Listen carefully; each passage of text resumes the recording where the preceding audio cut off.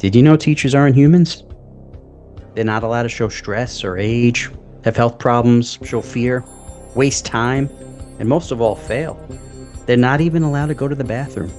That's okay, because we're here to talk about how we're all just playing a role. And at 3 o'clock, we get to be us again. 40 years ago, two 8-year-old boys were bored out of their minds in school, and they vowed one day they would do something about it. They did it to honor their friends. They did it to honor their classmates. They did it for the love of learning. I'm Matt, and this is Rob, and 40 years later, we get our turn, but now we're playing teacher.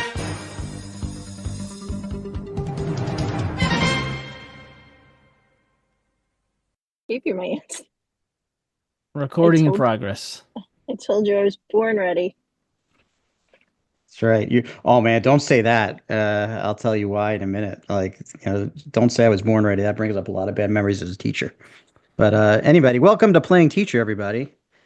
I'm Maddie. This is Rob here, and Beanie is joining us, fresh from a hard day of being a school counselor. Today was pretty crazy.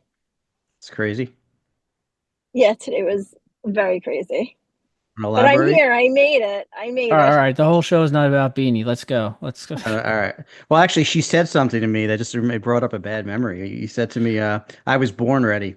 So I was uh, I was 30 seconds late to this class, and there's a teacher outside my door, and this is when I have a classroom, right? And so I'm sort of like I'm jetting down. I went to the bathroom. I went to fucking pee. So I'm jetting down the hall. And I'm going there, and she's just like.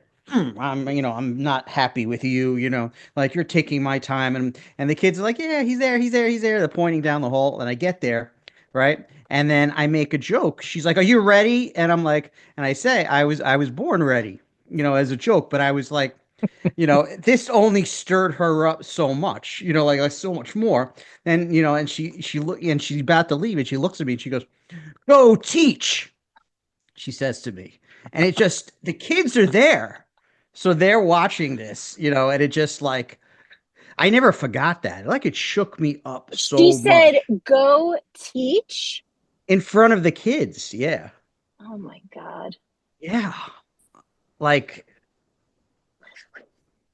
This... no, but then the worst part is then you have to actually go teach, right? So you have to then bring the kids in, and and I didn't answer back after that. I took them in, right? So the kids are looking at me, and like you're like what the hell's wrong with our teacher? You know what I mean? Like that's because we got to go back to her, so like we get to leave you, but we have to go back to that lady. What floors me about this is that you're so you're always so accommodating to everyone, and you just had to go and pee. And I understand that teachers want their prep time and they don't want to miss any minutes, but like you were always like, sure, go ahead, of course, whatever they needed.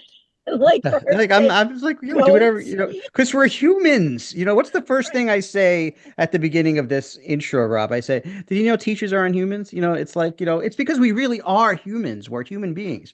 We have to go to the bathroom sometimes, and it's just like, man. Matt, Okay. what would be a nickname? Because I'm not sure who the teacher is. What would be a nickname? Don't say something that rhymes with their name. No, and that would be the first thing I would do. No, you don't know this person, actually. Oh no. Oh, okay. Okay. Yeah, actually, yeah. Bree does, but you don't. Yeah. I do. I don't know what type of nickname, but Yeah, I don't I know. don't know if you have like a nickname for her, but No, no, it's just the lady who screamed at me because I went to go pee. teach. It's a good thing I didn't take a shit because then I don't know So, what would have happened. so Anyway, yeah. yeah, why don't you bring us into the topic? Because I've Okay. got something queued up for us. All right. Today is don't get screamed at when you go to the bathroom. No, it's not that. Okay. So topic today is basically pace yourself. And how do you pace yourself as a teacher when you have a time limit, or um, you have to accomplish something in maybe 50 minutes. You have maybe you have a teacher's objective that you need to get to by the end of the class, or not just one class over the week or the month. And um, this could have to do with your energy as a teacher. Do you take your time? Do you just rush through something because you need to get to a certain point? Do you set timers in your classroom? There's a lot of effective ways. Basically, what's the most effective pace Yep. for a teacher, And then if there there's is also, one?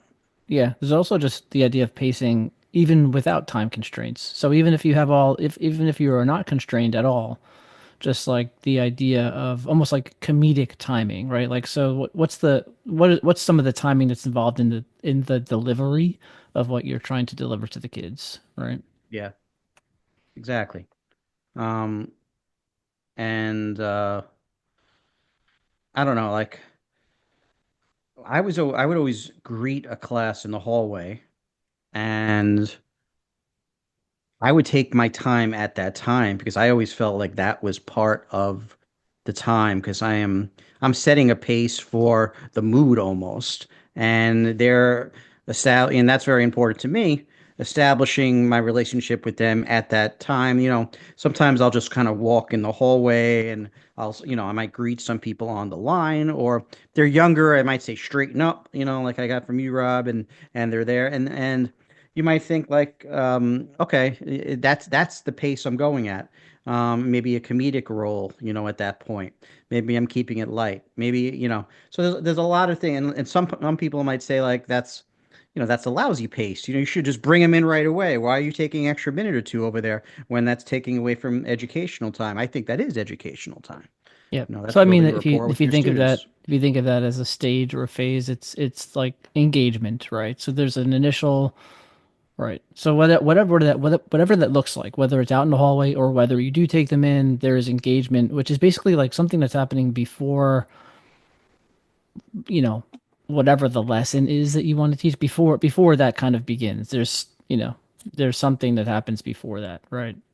And I knew teachers also that would almost there was one that would like get there always, and I knew his time frame because he would get there 5 minutes early, drop them off and then he would like pick them up 5 minutes early. So it didn't bother me because he was consistent in the time. He didn't like the time frame that like the school had almost. He wanted to be there back to his room with the books open, ready to go on the exact dot. And that's the way, and that worked for him. That's the way, that was his style. He liked to be, so he didn't like the 2 or 3 minutes you have to go in the hallway. So he just cut it out completely and just changed the time frame for him, for himself to get there. That was his pace, how to start. But then inside the classroom, how you run through a lesson, that's a whole different ball game. Um, some people follow it step by step, follow a script step by step. And when do you stop to breathe? What and the breathing is very important. Almost stopping and taking the pulse of what's going on during a lesson. And that's kind of hard sometimes, especially during observation time and people are coming around, and you have to keep it going, keep it going, keep it going. Yeah. Briggy, like do the kids come to your room or do you pick them up? So it depends on their age. The younger ones I go and pick up, and then the older ones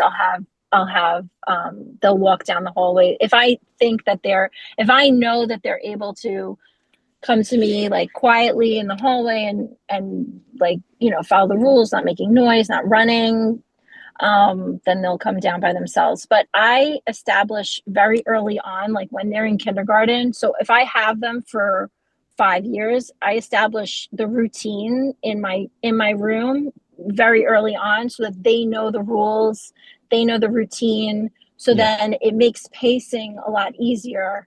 Yeah.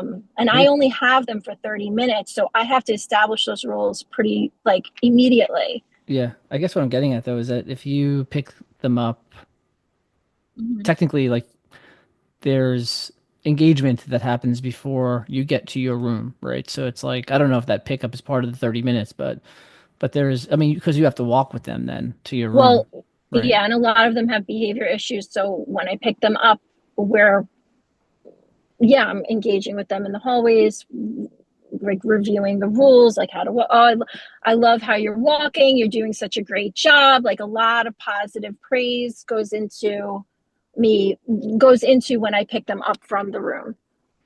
How much time do you guys give after you ask a question Mhm. before you start talking again?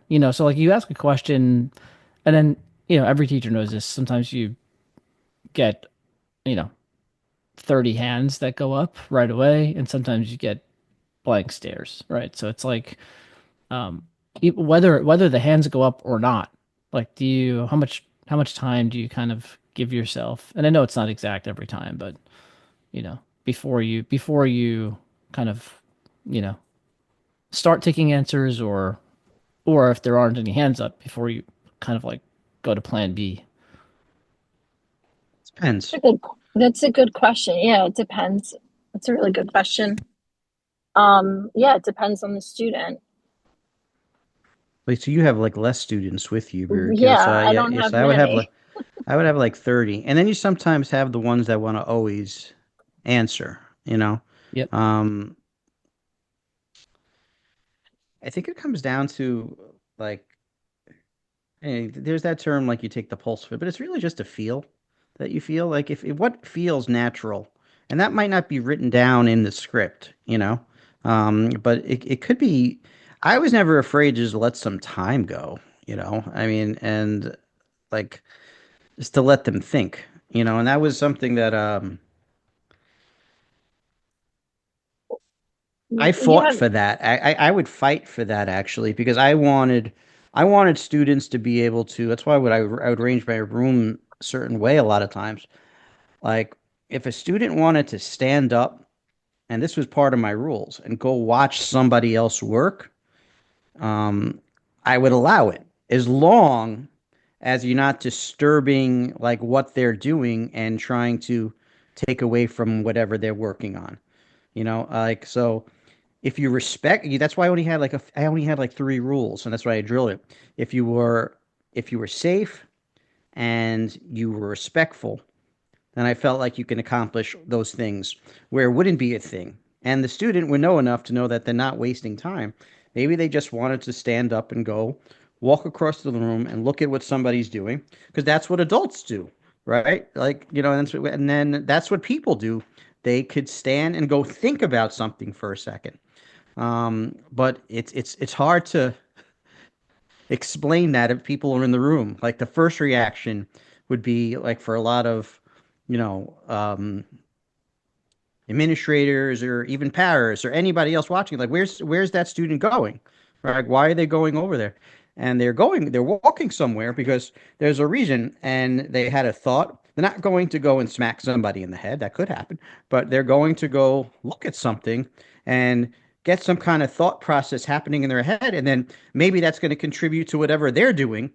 And they're not stealing what they're working on. If they have that respect, they're just gathering some thoughts for a second, stretching Matt, their legs for a Matt, second. you allowed them to do that at any Yes. time throughout your lesson because don't I Not think in the it's called meeting when you a come. I'm not talking about when they walk into the room. I'm talking about when they're working, right? They were allowed to go from one side to the other side of the room if and they watch what want other people. Yeah, I was a big believer shadow in that. another kid or As long it was done the don't right teachers way. do something don't teachers do something like that, but it's like they get 10 minutes to shadow another student and it's like very structured, right? I Don't they didn't. do that? I don't know, but I didn't structure it that way. You know, Right. Yeah, a yeah. lot of times they do you know, they have you know, timers too. Okay, everybody think for 30 seconds, go. You know, and this is that's the pace we have, you know, and then and stop, you know, 30 I guess seconds, what you I'm know. trying to say is I like the flow of how you're doing it. Like 5 minutes of walk of what they call like the gal don't they call it Rob, did you ever hear of this? Like a gallery walk where they walk around the class and they look at what the other students are doing? I only know Right, that in the that's like it's like context. during the share, right? At No, the I I end. only know that in I the don't know. context of PD. Like when you're like so.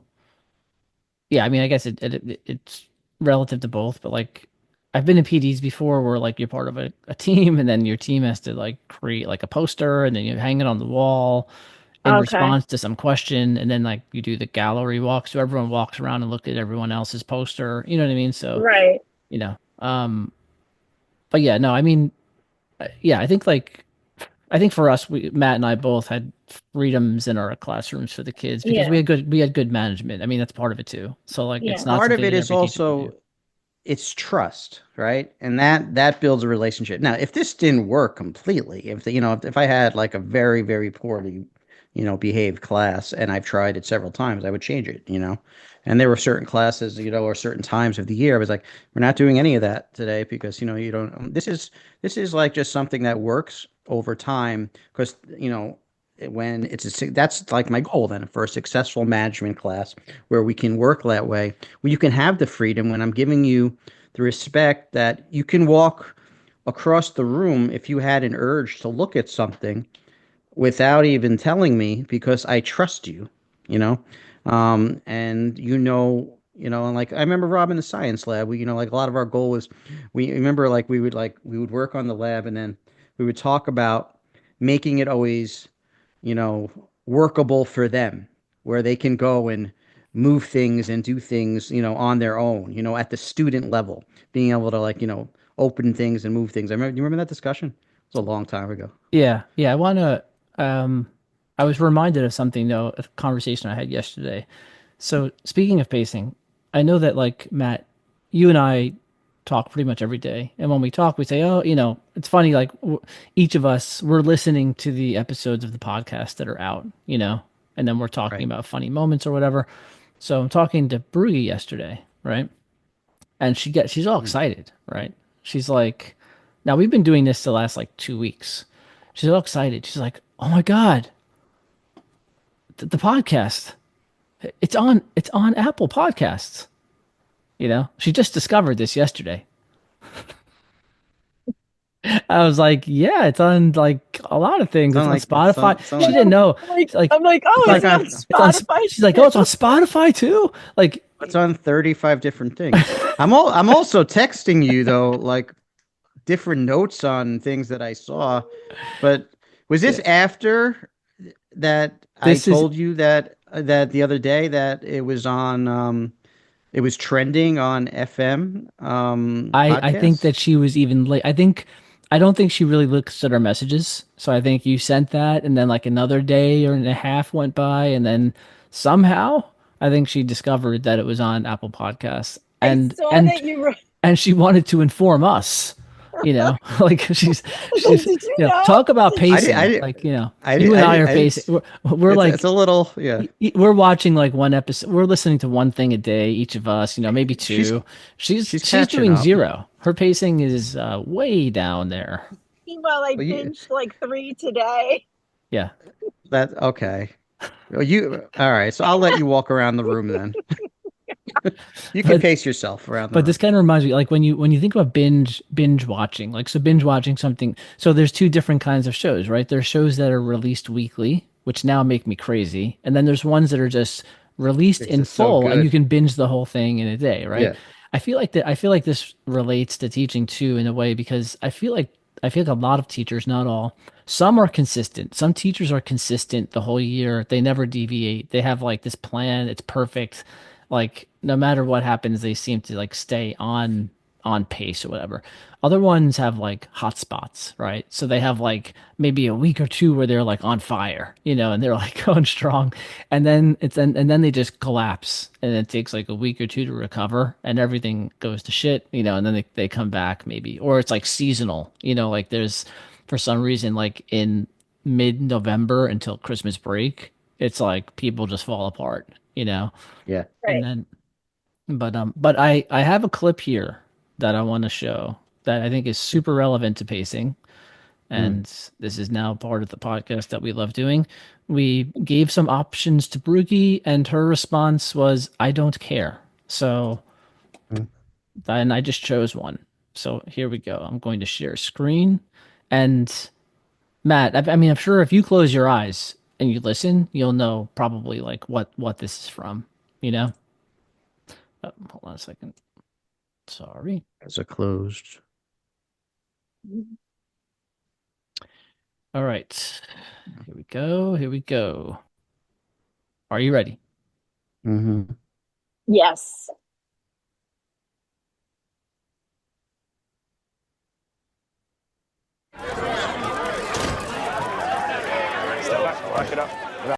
There's an ad first, but sorry.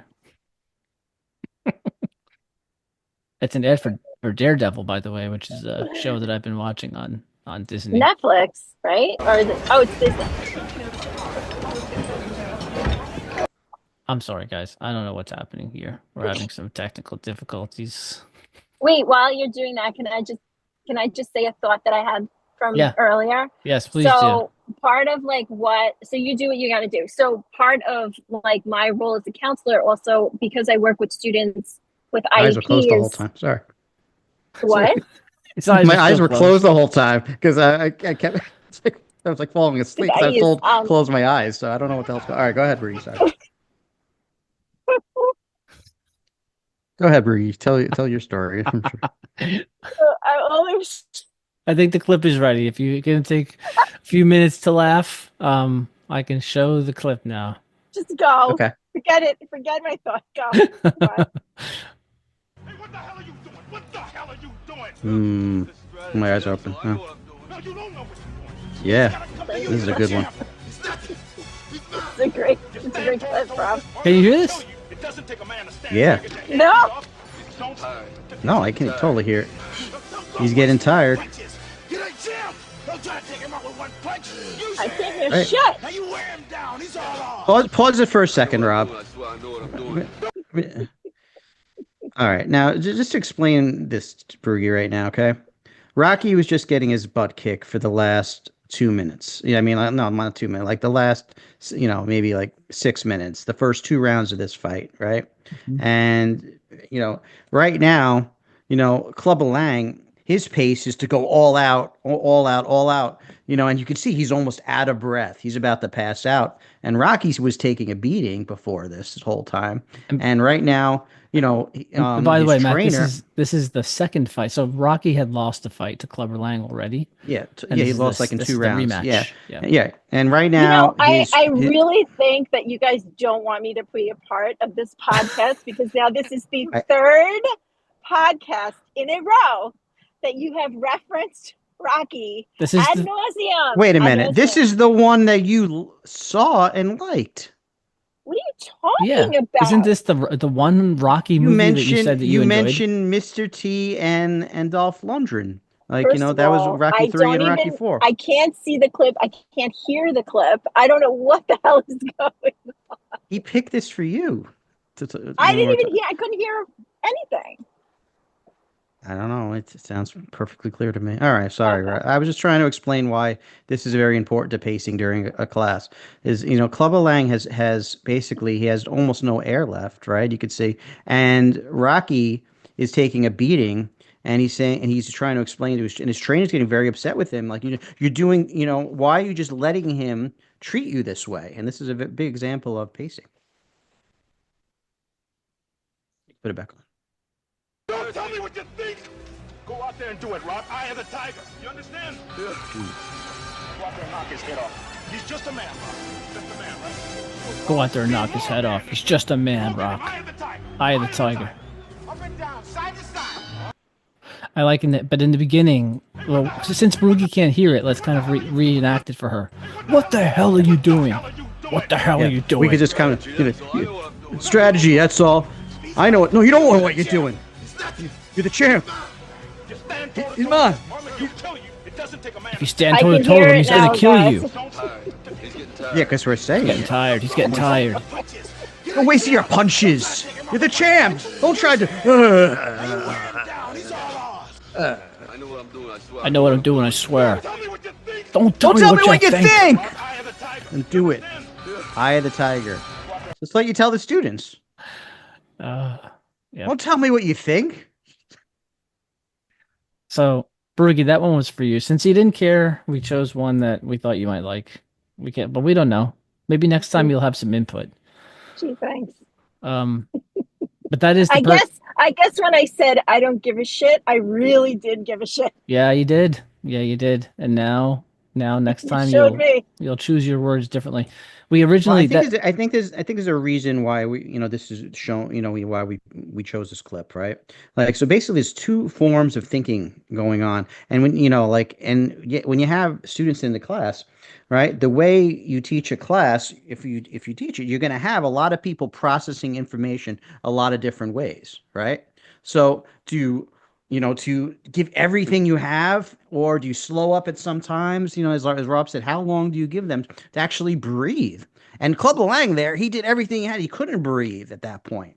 And Rocky at this point, he had a strategy, right? So there's a lot of different ways people approach a fight, right? And there's a lot of different ways people are thinking in the class as you're trying to teach them. But you, as the teacher, have to decide how are you going to pace what you're doing, so that all the minds in the class can process what you're doing at that time. yeah. And let me just make a point too. Like, so, you know, we recognize that in a lot of places, in a lot of schools, there are a lot of teachers that are bound by a pacing calendar. So it's not, you Mm. have no choice. Like, so Yep. basically, you're going to get written up if you deviate from the pace that has been determined, right? And that could be based on the curriculum, it could be based on whatever. So, and a lot of times, like an entire grade will meet every week, and everyone will make sure that everyone is still on the same page. So we get that, but for a moment, just imagine a world where that's not the case and where you have the freedom to do your own pacing, right? I think things would look a little bit differently. So instead of teachers going into a week thinking, I have to cover these standards and these vocabulary words, and I have to give these assessments, and I have to I have to check all these boxes. Like, it would become more about, having a goal, like having an intention, but then, like Matt said, deviating from that when you need to. So, like, if you're asking, I asked that question before about how long do you wait. If I ask a question to whether it's one kid or 30 kids, you know, if in my mind I'm thinking they're not, you know, they're not getting this, right? First of all, I think it's my fault. I don't blame them for not knowing the answer, right? But then the first thing I think is like, okay, I'm not gonna sit here and stare at them until someone attempts to give me an answer that's probably going to be wrong. It's like, you have to regroup at a certain point and shift everything backwards. Like, so how far back do I have to go before I, you know, hone in on something that they recognize so that we can start having a dialogue and the dialogue being a question and answer that's going back and forth, you know? So, Would you change everything that you're doing in a moment's notice because the pace wouldn't fit what administrators need to see in 15 minutes? Or would you just follow your gut instinct and keep it the way you had it? what do you mean? Say that again? Would you change everything that you were doing because you're getting observed for 15 minutes, and you didn't know what was happening, and you feel that the pace would not be something that they can understand, and you're going to be evaluated on it? Or would you just trust your gut instinct and follow, go in with what had planned You know, and written? yeah, no, I've had this happen before where I'm I'm going off of my instinct. And then basically in the post observation write up and talk, it was kind of like, there was a question about, not connecting, not starting off that day's lesson connecting to the previous day. This is not a day, actually, we see them once a week, so the previous week's lesson, or not tying something into something else. And I had to, and I don't take that nonsense. I had to correct the person basically and say, you're thinking in terms of like a very like strict silo kind of. You're thinking that like that my teaching exists like one class to the next. Like you're thinking of a single class period as a unit kind of. And I said that's not how it works. Like that's not how my pacing works. Like I may have Let seven go. seven class periods that I take. Well, I'll tell you how it went after. I may have 7 class periods that I take, which means 7 weeks. I may have 7 class periods that I take where I'm trying to accomplish something, And so it's not a start. It's not there's not a beginning and an end for every single class session. There's a beginning at the beginning of the first one, and the end is at the end of the seventh one. And so like I have a plan in mind that takes me from point A to point B. So I'm not gonna pretend like I'm doing seven individual lessons because that's not what I'm doing. I'm doing a long lesson that takes much more than one class period, right? And so, you know, the reason why I'm able to like give that feedback back, I don't know how much you're aware of this, Matt, but in New York, there are four state tests, right? Or at least there were. It was English or literacy, math, science, and social studies. And science, math, and literacy would all happen in fourth grade. I think social studies happened in fifth grade for whatever reason. Really, whatever reason. Not sure why the other ones happened in fourth grade, but so I think science was changed to fifth.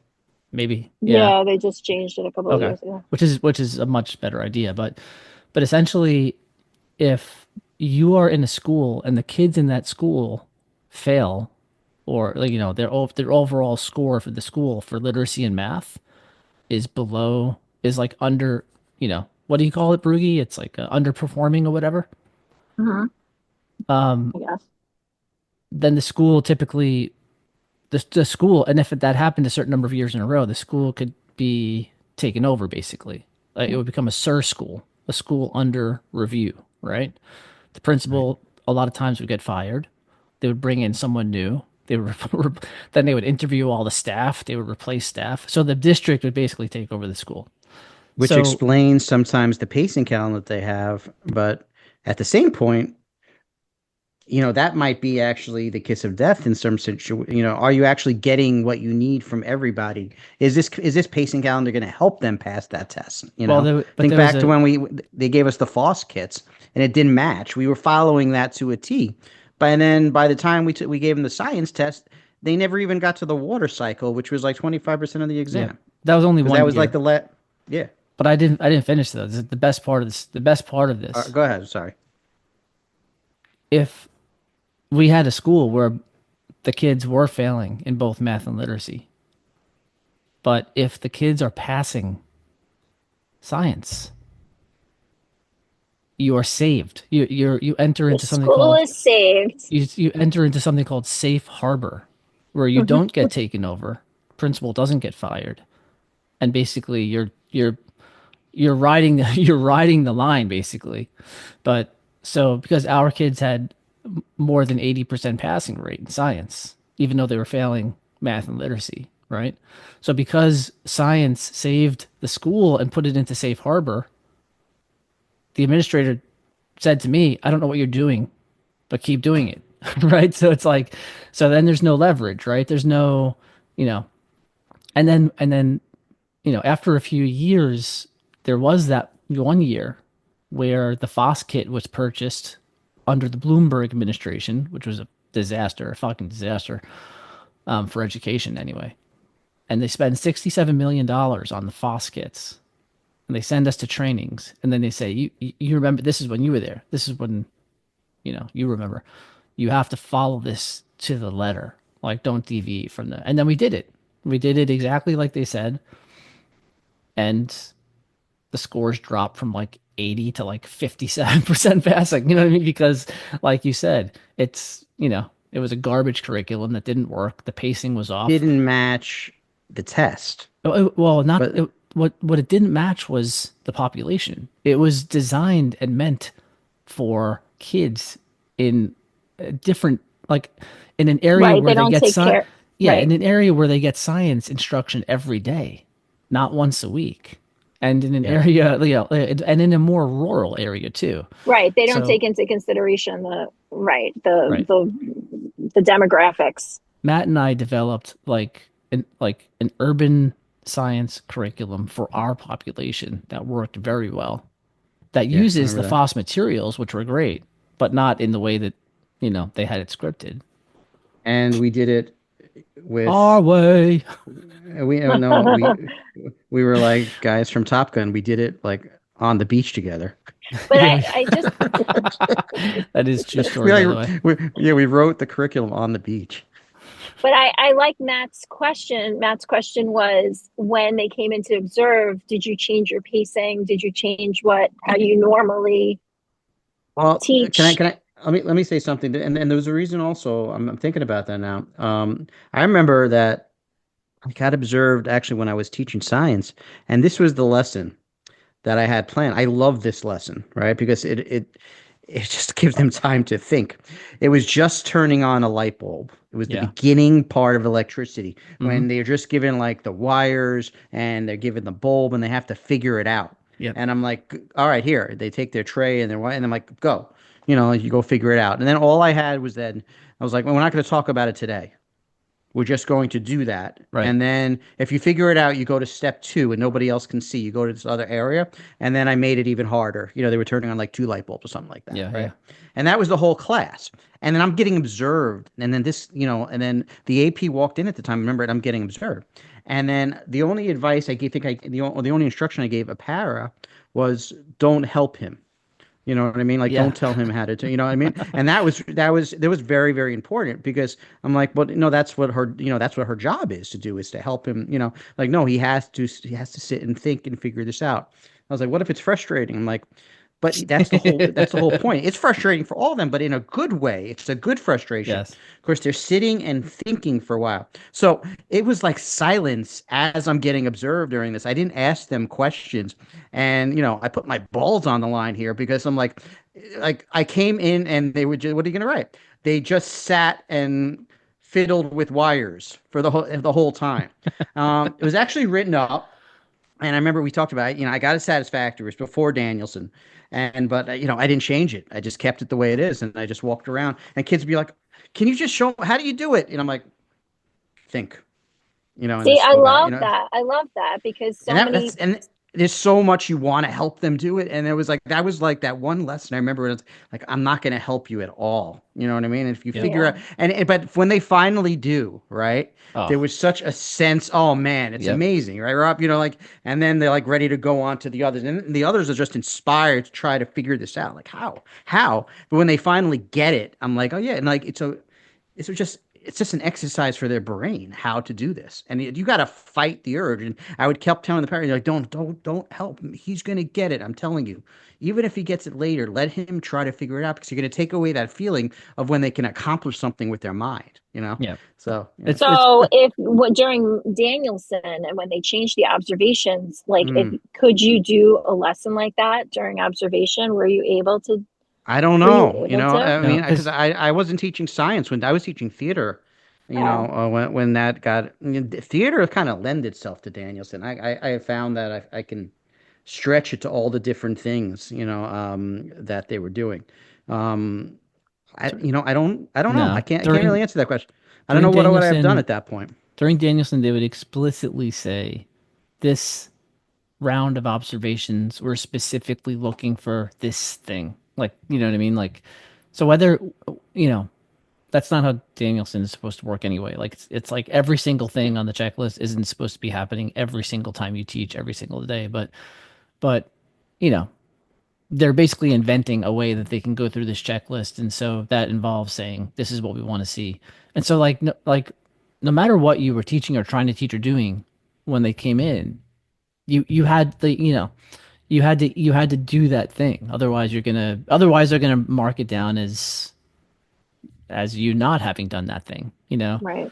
So in other words, like the day that they come in for an observation becomes a wasted day. You know what I mean? Because it's something, you have to deviate from the flow that you're in. Like if I was in that 7 day stretch or whatever and I'm working on something and the kids are in the flow state and they're totally into the thing, I have to take a break from that to do this like side quest basically with the kids, which is I to, had you know, I had a professor in when I was doing my admin who said that when they were getting observed, they would literally pull down like the old school maps, right? They would pull down one of the screens to cover what they were actually teaching the class, how they were actually teaching, so that Mhm. when they were being observed, they had a lesson like ready to Mhm. cover all those checkpoints. And then when the observer left the classroom, they would roll up that screen or that map, and then they were able to teach them the way they wanted to teach. Yeah. I They mean, were like, it's it's, all a show. Yeah. Yeah, I mean, during that time period, I'd basically, even when the kids were sitting, I would sort of like look into the hallway and just, okay, no one's coming around. I would watch the time, at certain points, and that would change. It sucks, man. It would change my. I have to say, it did change my pacing because I was always probably on guard Yeah. to show them the 15 minutes I need to show them to just, you know, is it going to make a difference in your job? No. But in our minds as teachers, we always think, if you see them twice a year and that's the only thing they're going to go by, it's almost like an ego thing also. You don't want to suck during that time. And a lot has to do with the pacing of how you do things. So I would still do the same thing, but I would sort of like just look over just to make sure, you know, no one's coming in. If they're next door, forget about it. It's very hard to go through what you were planning, knowing if they're coming in during the time you're watching the time. I'm like, shit, they're gonna come in like the last 15 minutes, and this is the time when I was like, oh, this is gonna get a little out of hand, and it's not gonna be what they need to see to make this go effective, and the whole thing's a pain in the ass. there's also like burnout, right? So like if you're forget about observations, like if you're teaching and you have the kids in the class, like there are just times of the year or times that, or just some random times, depending on Mm. maybe how exhausted they are from like from their typical This is teacher or from this is a whatever is very good going on. point.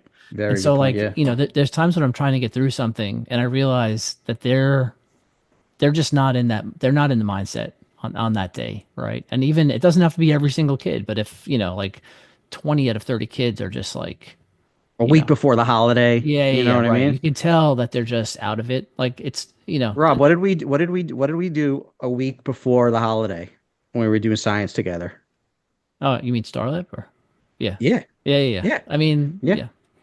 We So we we we closed down the whole lab, and every single class just went into the Star Lab. yeah, well, Like because we whether had them you had a once class, once a week, so every yeah. class got to go in But that we Star we Lab, right? agreed that your classes and my classes would just use the Star Lab that We're not week. trying to get Yeah. through content, we're not trying to No. get through the curriculum, like we're just we're taking we're Yeah. doing something special, you know what I mean? And it Yeah. wasn't a reward, it was just like a surprise basically, But but it's also because we knew where their mindset was yeah. also. So might as well use it if they're out to lunch at that point and they're just thinking about all these different things. That's the perfect time to just use that energy and do something special, in an educational way.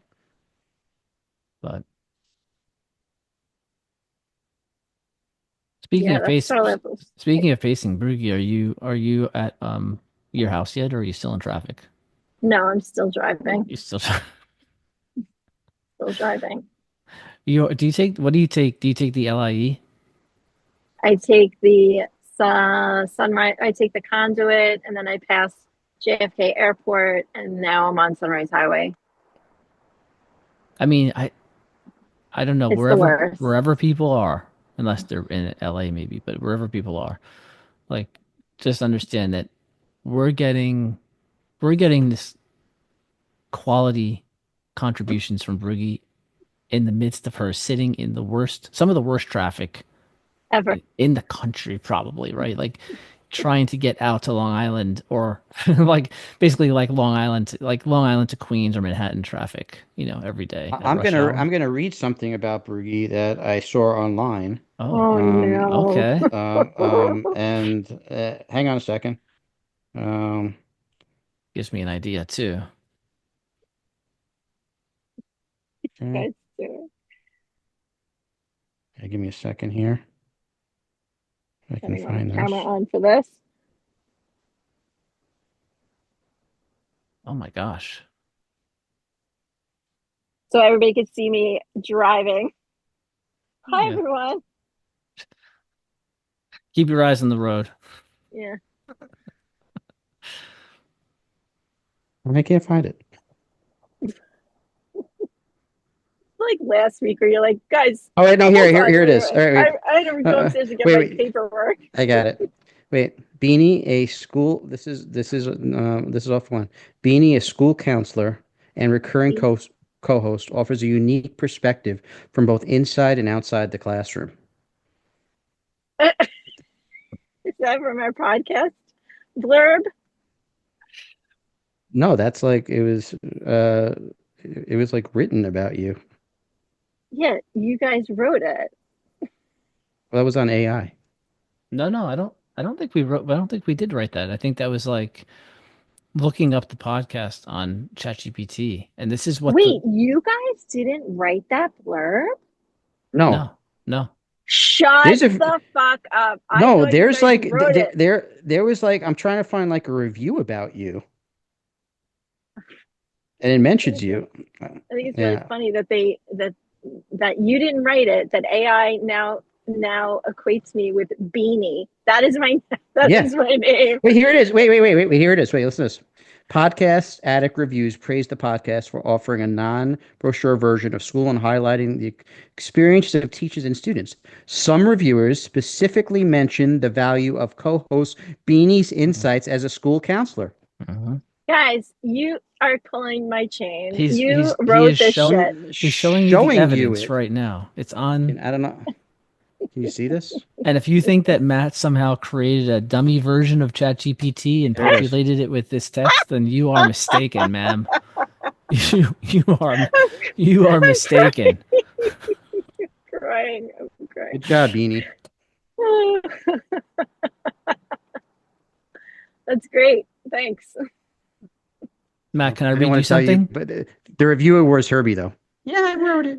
Matt, can I Good read you job, something? Beanie. I thought you said Yeah. the reviewer has herpes. I was No. like, what? How do you know that? Maybe. Very active lifestyle. You don't have herpes, Herbie. So Matt and the audience too, I'd like to read you something that I found online. Oh, God. I believe that What's all that? students have the potential to reach mastery academic, social, and emotional levels. As a school counselor, it is my goal to assist our youth to grow exponentially.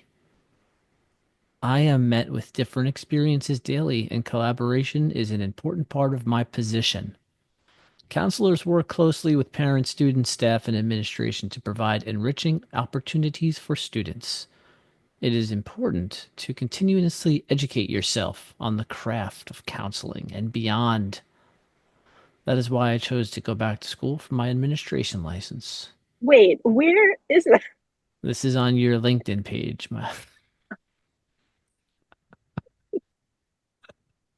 I'm inspired.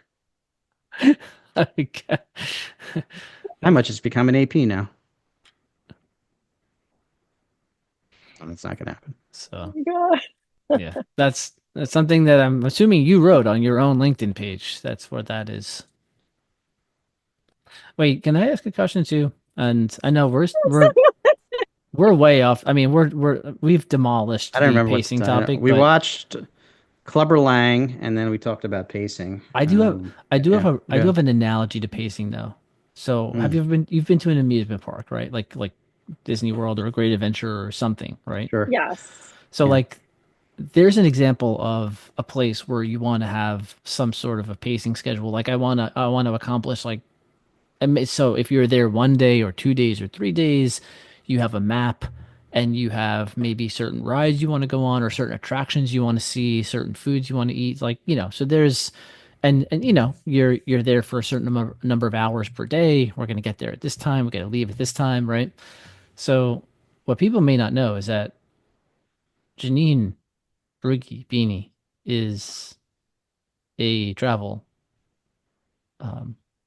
expert, basically, but specifically for Disney. Am I right? Disney is, yeah, one of them. Yes. Like you like Yeah, one you of have the like a things we do. you have like a Yeah. Disney certification or something. Yeah, yes, that is correct. Yes. And what is I'm that? Disney plan. I'm a travel planner. Yeah. But what is the Disney thing called? Is it like a certified? Yeah, like I have a certification in Disney planning. Yep. So, She's the best. everything that you just said, like that's a perfect analogy for pacing. Like when you go to an amusement park, the rides that you want to go on, the food that the schedule that you maybe want to create. Like I help people with all of that. But I mean, so but, like I guess a huge thing though is too is in that condition, like the people are paying a lot of money to go to the thing, right? To go to the park, right? Yes. So like Yeah. they have like an investment um in this, right? So like they have an investment, and the pacing schedule is like a way for a person to feel like they've gotten the most out of their like spending out of their Right. So like vacation, you right? want to right, and you want to create a schedule for them so that they feel like once they get there, they're not spending their entire time actually planning and saying Yeah. like, "Oh my God, where do I go? What do I have to do?" Like my role is to help them before they arrive. And then what it reminds me though is like of if you now when kids go to school, it's a little bit different. Like it's not like especially in a public school, it's not like the kids are paying to be there, right? So it's like a lot of times they don't want to be there, right? So it's like when I'm thinking about Right. the planning that we do that goes into the experience that we give them, like we've talked about this before, but it goes into like designing the entire room in such a way that they're just interested when they walk into it, right? Regardless of what they're Right. going to do in there, they're just like, holy shit, like this room is Yeah. cool.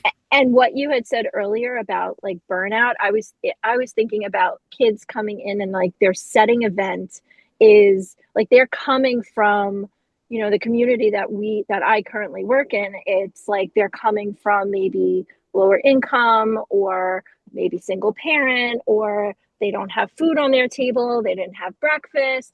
Yeah. So like all of that is also has to be taken into consideration as a teacher, and whatever, as Yeah. a teacher, right? Well, then, Yeah. then there's just like the amount of time that is.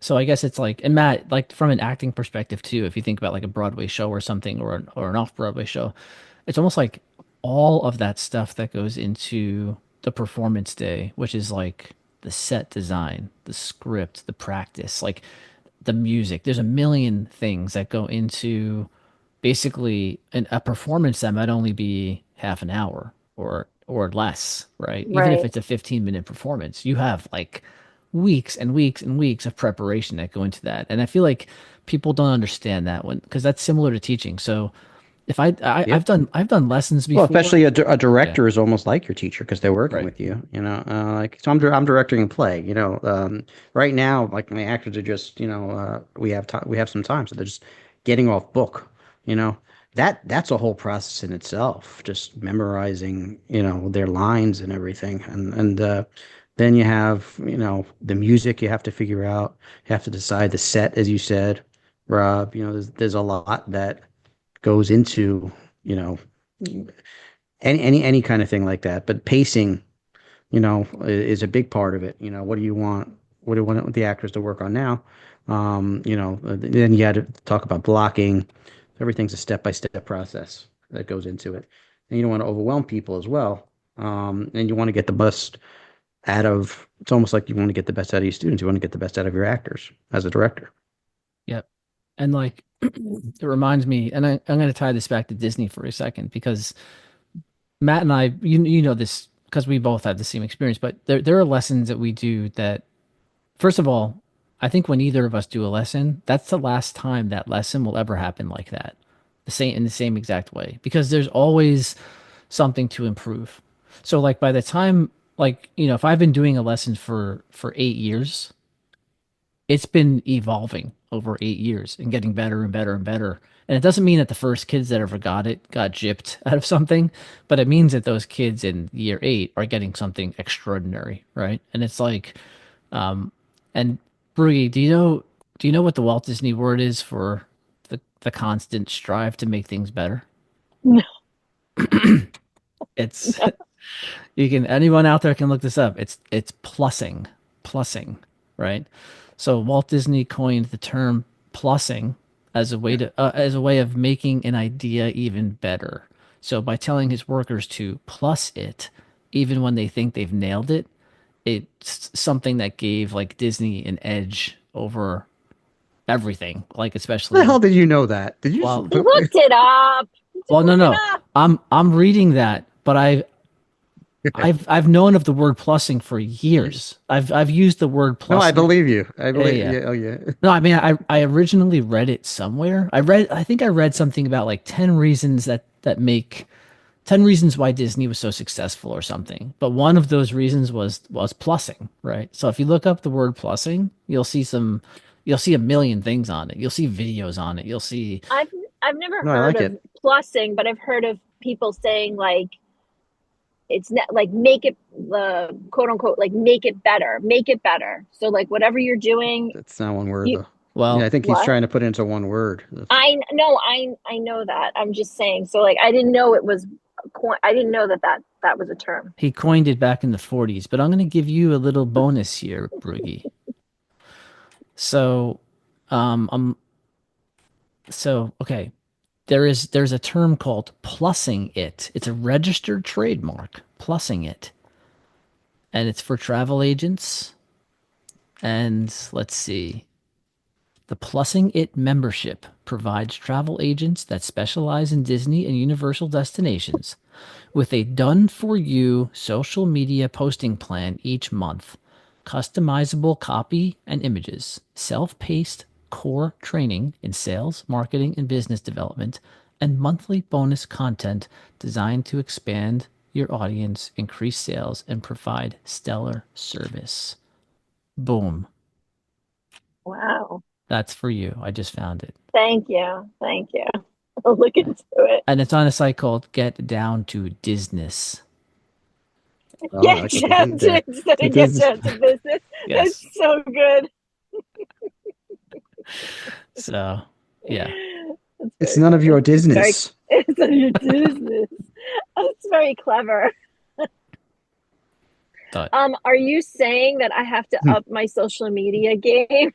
well, no, it's funny that it's funny that you should. What I just heard, Matt, is that she wants to take over the social media for the podcast. No, that is. Okay. That's We what were I gonna heard. start working on some traveled this- Is that what Instagram. you heard? We had some Instagram we were gonna start. Yeah. We made yeah, our Instagram page, our Facebook page. We have our Twitter, Yeah. and we Wow, just Yeah. we made. don't have any of that. Wait, Yes, like, we. Oh, wait. Did you just say we don't have any of that, Matt? Because Wait, the We best part- have I'm pretty sure I I Matt spent goes mean, like this. Yeah, like Matt 8 calls me hours yesterday, yesterday goes, setting "Did it you-" all up. Buzzsprout just sent us, that we had 75 subscribers. Who? Who? Buzzsprout, Buzzsprout, the place where we host all where of our our website podcasts, is. and the no, You don't know about not ringing Buzzsprout? a bell. Calls me yesterday. He goes, "Did It's you time for post Broogie this?" to get more involved in the podcast. You are the new social media manager. Congratulations. Congratulations! No way. You don't know Did- you don't know about Buzzsprout, Priggy? I have no idea what you're saying. I send you the Is that a picture word? Is that that a word? about the 75 subscribers that Buzzsprout sends they said congratulations, and I sent a picture So, to you guys. Matt, you called me or texted me yesterday about something that had to do with Facebook, and I don't go on Facebook. And you were like, "Really?" Oh, I sent the have one. picture. Yeah, I said, look. And then you're like, "Who posted this?" Yeah, I And said, I said, I didn't. yeah, do it. I was wondering if one of you posted it, or like to let me know. So I was letting you know it was there. Thanks. Get it? It's there. So when we're talking about plussing in animation, what they describe it is everyone who grabs the ball in production runs with it, advancing the film toward the goal of perfection. That's like back in the 40s when animation was starting, right? So it kind of reminds me of Endgame when they were trying to get the like Thanos's, what was it called, the gauntlet, Yeah. to the van or whatever, and like they kept passing it off from one superhero to the next, and they're trying to advance it to the thing. But yeah, so now I think we've all learned a lot today. We've learned about plussing. We've learned about Jeannine Brugge being an expert in Disney, but not knowing the word plussing. So it's kind of. And to sum I'm going all to of see this up, Thunderbolts on Saturday night. By the way. and that's how we summed it up. Yeah. Yeah, thanks for wrapping up everything neatly with a bow about pacing with that little end comment there. Thank you.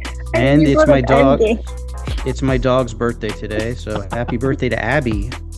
Happy birthday, Abby. Happy birthday, Abby. You get Abby a puppuccino. Matt, you want to walk us out of here? Nah, she's not gonna have puppuccino. She'll maybe some cool treats. I don't think I'll give her a puppuccino though. Stomach, she's 11, but give her some juicy things though. Sure. Make sure that you pace yourself, whatever you're doing out there, and that's all for Plain Teacher. And I'm Matt here with Rob and Beanie, of course, who is very well known on Podcast Addict, as we just heard today. And we'll see you next time. Thanks very much. Hey, bye. Bye.